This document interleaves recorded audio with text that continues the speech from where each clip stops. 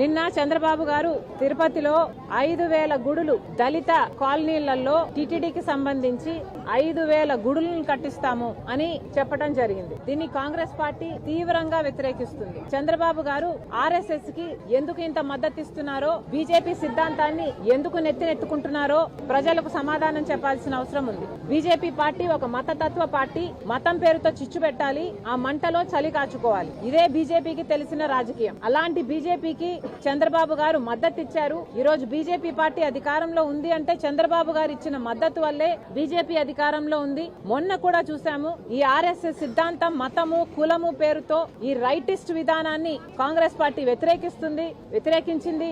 కానీ చంద్రబాబు గారేమో మొన్న ఉపరాష్ట్రపతి ఎన్నికల్లో కూడా ఆర్ఎస్ఎస్ అభ్యర్థికే మద్దతు ఇచ్చారు. సరే, మిత్రధర్మం కదా అని చాలా మంది అనుకోవడం జరిగింది. కానీ చంద్రబాబు గారిని కాంగ్రెస్ పార్టీ సూటిగా ప్రశ్నిస్తుంది. చంద్రబాబు గారు, మీరు బీజేపీకి మద్దతు ఇస్తున్నారా లేక ఆర్ఎస్ఎస్ లో మీరు చేరేపోయారా? ఈరోజు చంద్రబాబు గారు ఆర్ఎస్ఎస్ లో చేరినట్టుగా బీజేపీ మనిషిగా మాట్లాడుతున్నారు. 5,000 గుడులు కట్టిస్తారట. దళిత కాలనీలలో 5,000 గుడులు కట్టిస్తారట టీటీడీ తరపున.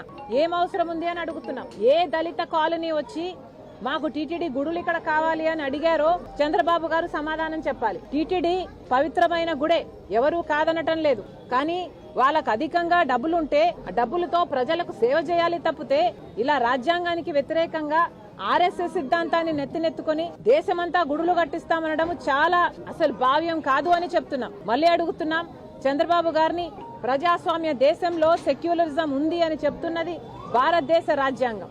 కానీ ఆర్ఎస్ఎస్ రాజ్యాంగం అది చెప్పటం లేదు. హిందువులు మాత్రమే మనుషులు, మిగతా వాళ్ళంతా పురుగులు అని చెప్తుంది ఆర్ఎస్ఎస్. మరి చంద్రబాబు గారు ఆర్ఎస్ఎస్ లో ఎందుకు చేరారో, బీజేపీ మాటలు ఎందుకు మాట్లాడుతున్నారో సమాధానం చెప్పాలి. చంద్రబాబు గారు మళ్ళీ అడుగుతున్నాం, మీరు గుడులు కడతామంటున్నారే దళిత కాలనీలలో, ఈ గుడులలో పూజారులు ఎవరు? బ్రాహ్మణులు ఉంటారా, దళితులు ఉంటారా?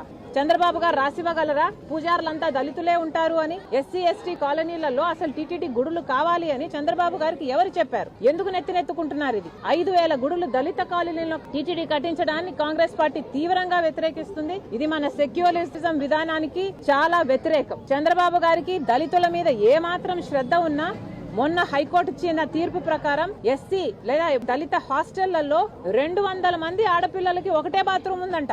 అలా ఉన్నాయా వెల్ఫేర్ హాస్టల్స్? ఆ బిడ్డల గురించి, ఆ దళితుల గురించి మీకు ఏమాత్రం అక్కరున్నా వాళ్ళ వెల్ఫేర్ గురించి ఆలోచన చేయండి. ఆ హాస్టళ్లు బాగు చేయండి. వాళ్ళ కాలనీలలో డ్రైనేజ్ సిస్టమ్స్ లేవు, వాళ్ళ కాలనీలలో రోడ్లు లేవు, సరిగ్గా నీళ్లు రావు, కరెంట్ ఉండదు దళిత కాలనీలలో. ఇవేవి పట్టించుకోరు. కానీ దళితుల కాలనీలలో మీరు 5,000 గుడులు కడతారా? ఇది ఎక్కడి న్యాయం అండి? కాంగ్రెస్ పార్టీ దీన్ని తీవ్రంగా వ్యతిరేకిస్తుంది. చంద్రబాబు గారు ఈ ఆలోచనని వెనక్కి తీసుకోవాలని డిమాండ్ చేస్తుంది కాంగ్రెస్ పార్టీ.